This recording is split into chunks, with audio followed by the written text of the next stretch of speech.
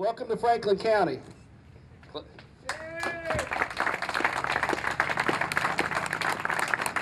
We'd particularly like to welcome President Cullerton here today for this important announcement regarding the situation going on in Southern Illinois. What we need more than anything in Southern Illinois is jobs and economic development. And we got a governor now that has chosen to shut down economic development, to shut down jobs in Southern Illinois, has chosen to target this area, to close facilities in areas that need these facilities. And the state needs these facilities, not just for the point of economic development, not just for the point of jobs, but because TAMS is open, it keeps the rest of us safer. Because the Murray Center in Centralia is open, it makes all of our communities better. And because we have the IYC Murfreesboro, it makes our communities safer. It gives transition for people that need transition, that maybe don't fit into the cookie cutter of the system of corrections that the governor's office would like us to have. So we stand united as Southern Illinois. We stand united against these failed policies, these failed financial policies, these failed economic policies, these failed correctional policies, which are devastating our area. We funded the facilities in the Illinois state budget. We made other difficult decisions in order to keep these facilities open. We called on people to make sacrifices, and they were willing to do it in order to keep these facilities open. We made tough choices, and this is a cowardice act in order to go against those choices that we made and go ahead and shut these facilities down. So on behalf of the people of the state of Illinois, we're going to fight this tooth and nail. We're going to fight it here, we're going to fight it there, we're going to fight it in veto session, and we're going to start going after things the governor cares about. How about green grants? If he doesn't think he's got enough money to keep the prison systems open, then why are we giving him discretionary money for recycling programs? Let's start going after things that he cares about and tell him that what he's doing is killing our area. So having said that, and having said those remarks, I'd like to turn it over to my colleague, my seatmate, a guy that I grew up with. He was always better looking than I was. And he gets more votes than I do. Yeah, still is. My friend, your friend, our friend, Southern Illinois' friend, Representative Brandon Phelps. Yeah. Thanks, John. He's got a big voice in Springfield and definitely in Southern Illinois. He's doing a great job. I love to serve with him, and it's good to be knowing that we got somebody that's my neighbor that knows what he's doing for this area. I think John said it all. I hate following him sometimes during these deals, but I want to be very sincere today and want to thank each and every one of you for coming. I look out over the crowd right now and see a lot of close friends. A lot of friends that are being affected right now with these decisions that are coming out of Springfield and Chicago, especially Chicago.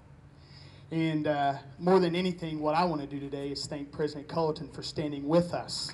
Yeah. Standing with us. When we need all the friends we can get right now, there's no doubt about it. And you know that. We're looking for friends. And President Cullerton him and Speaker Madigan came into some of those appropriate committees and said, we will put these downstate facilities in the budget. We will do that. And they did. But I'm here today more than anything of all the phone calls that I'm getting from you, your friends, and your families about safety concerns. We haven't really discussed that.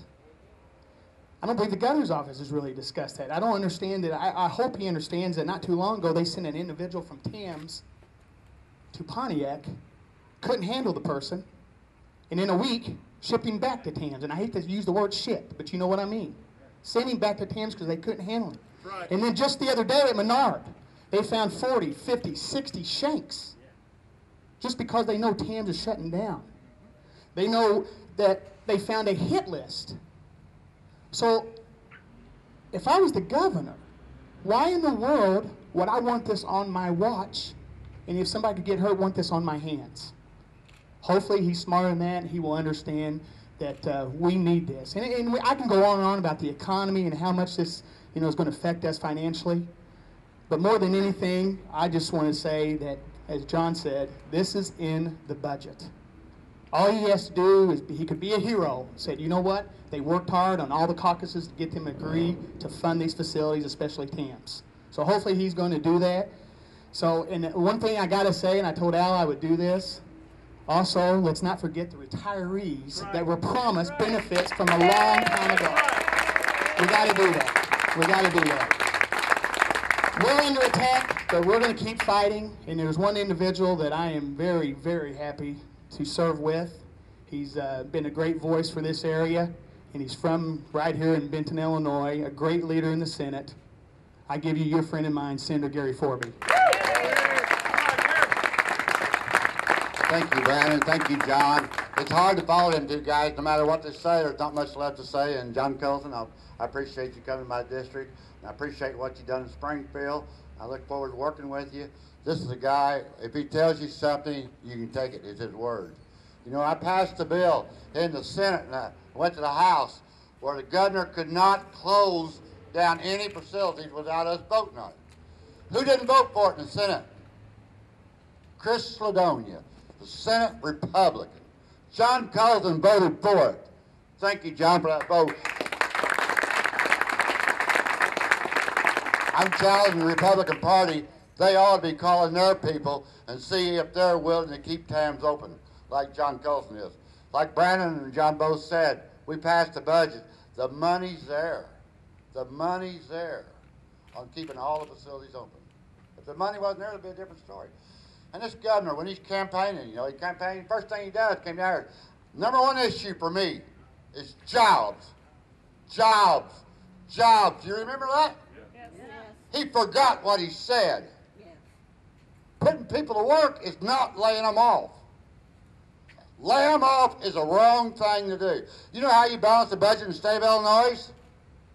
You put people to work so they can pay taxes. That's how you're going to balance the budget.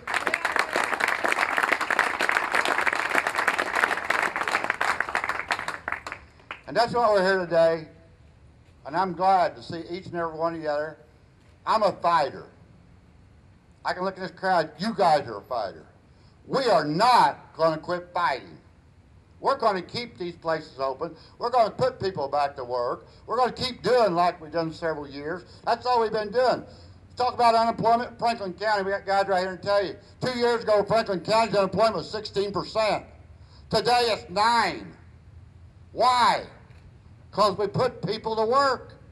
We don't lay people off. We don't run them out of the state. We don't want to privatize things. We want you to have your retirement. We want you to put your kids through school. We want you to have a house with a roof over it, maybe a week's vacation out of a year. We're not asking too much. We're not asking too much. But to do this to Alexander County down there is crucifying that little county. Right. There will not be nothing left down there when that thing's done. You're talking about grocery stores, filling stations, their schools are all going to suffer. This is wrong.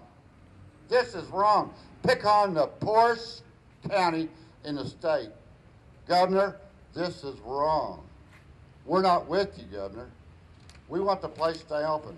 Like everybody else said behind me, when we go back in veto session, if this governor, we're going to override this governor. Woo!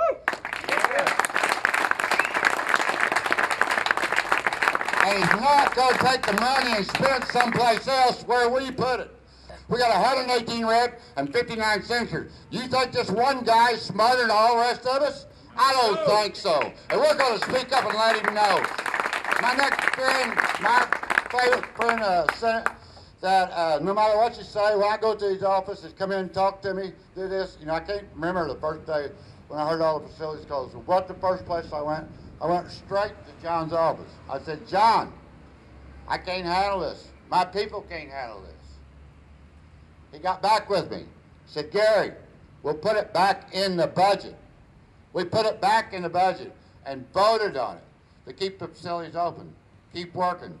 John Cole's the guy who can do that, and he's going to do it again. John. Thank you very much, Gary. You know, when you're the president of the Senate, you get to know each senator's individual interest. And Gary Forby represents his district better than any other senator could possibly represent it. And I like to concentrate on the senators since I'm the president of the Senate, but I do hear from the representatives too.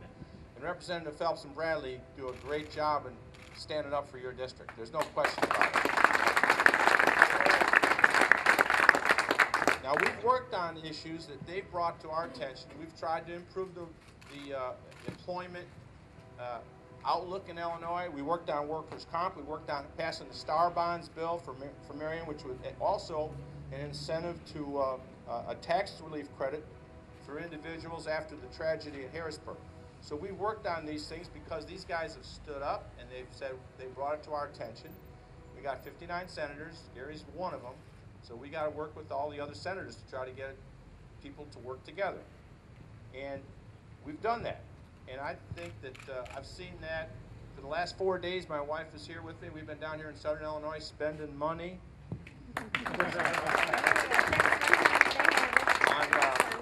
wine and chicken. There you go. At Giant City State Park, and a lot of wine. So we've been doing our part for the economy. I'll tell you, some people are going to keep their jobs because of our last few days. But Gary, John, and Brandon, they come up to me and they say that we've had enough. Can't lose any more jobs down here. We got to do something about TAMS. What about Murfreesboro? What about the governor? Does he have a plan? If he wants to shut these down, does he have a plan? Gary Forby asked me these questions as he said, you know, we have a legislative commission that came here for a hearing to determine whether or not we should close these down, to see if there would make any sense. That's the way you should do it. If you want to close down a facility, there's got to be a study, there's got to be a reason for it. They toured the facilities, they visited communities, they listened to testimony from employees, local officials, individuals, and families. They considered all the evidence, and they rejected each of these closures. They rejected them. So then, this is really important. Gary mentioned it. He sponsored a bill that would have said it's up to the legislature to decide whether or not you can close these facilities. Take it away from the governor's hands, up to the legislature after you have that hearing. And that bill failed by one vote. By one vote. And I just looked at the roll call, and that's what Gary told you already. Senator Redonia voted no. Senator Brady, the guy who ran for governor, he voted no. Senator Luchtenfeld didn't vote. So we were one vote short. And if we had passed that, we wouldn't be here. We wouldn't be here because that would have said that the legislature would have said these stay open. So, in the closing weeks of the session, we're facing some of the toughest budgetary pressures in the years that I've been in the General Assembly. We had to cut a lot of money. You guys are aware of that. We cut money from Medicaid. We had to cut money from education. We had to cut money from human services. But there was a sense that we had to keep the money, not just for TAMS, but for other facilities too, for Dwight, other people, other facilities up in the northern part of the state as well. And so we found the money. In the big picture, it's not that much money in the big picture for a whole $34 billion budget, but we found the money to keep these facilities open. Now, we're not in the executive branch. We're not the ones that decide this. We only authorize the spending of money. We can't force the governor to spend. But I want the governor to know that we are going to go back to Springfield and override his veto of this money. Because he can't say we don't have the money, because we're going to give it back to him. And he should keep that in mind. And I'll tell you, the people of Southern Illinois want these facilities open. So as the governor always says when he finishes his speeches, Mr. Governor, we're going to go back and make the will of the people the law of the land. Thank you very much. Is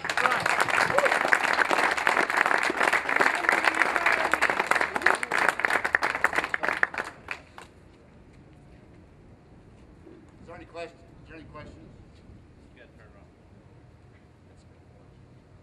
it on. Any questions?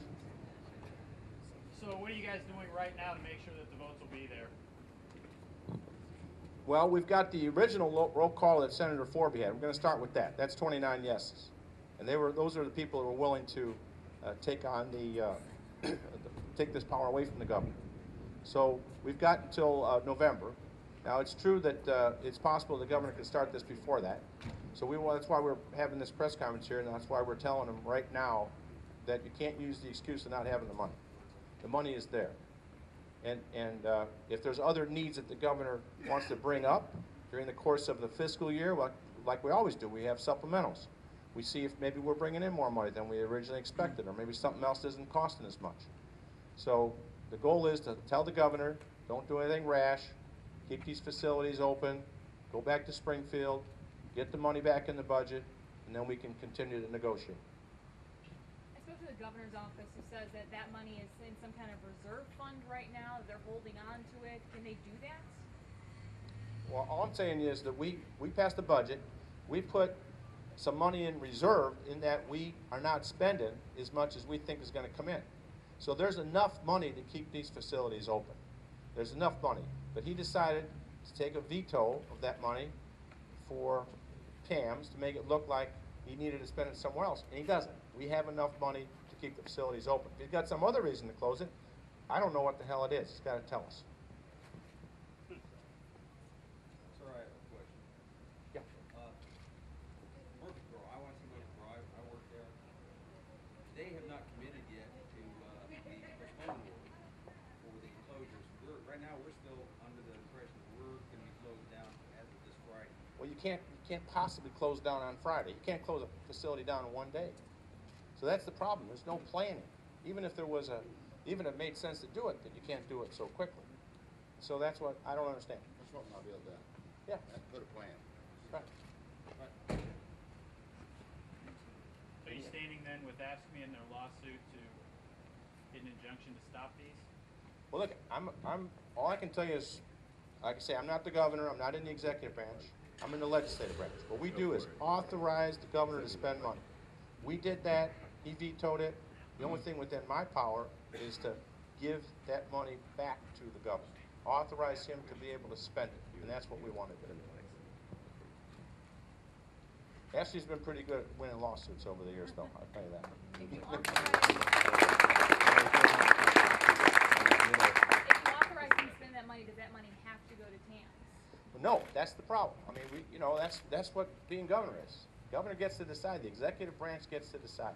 Gary Forby's bill would have said he couldn't close it down. So is there any kind of concern, though, if we give the governor the power to take back this money and spend it, that he might just spend it on something else? Well, he doesn't have the authority to spend it on something else. He would only have the authority to spend it on TAMS, but I can't force him to spend it on TAMS, is what I'm saying. I see. Okay. Okay? But we can take the money away from some of the projects that he wants and therefore kind of reach a compromise on these. I like the word compromise. That's something we can do. We've got to get his attention, though, first, and that's what we're here for. Take one more. Any other questions? Yeah. I apologize, this is completely off the subject apparently, but as a number of guys at the coffee shop this morning asked me if I'd come and ask this question. Sure. What is the possibility of a conceal and carry bill going through the Senate?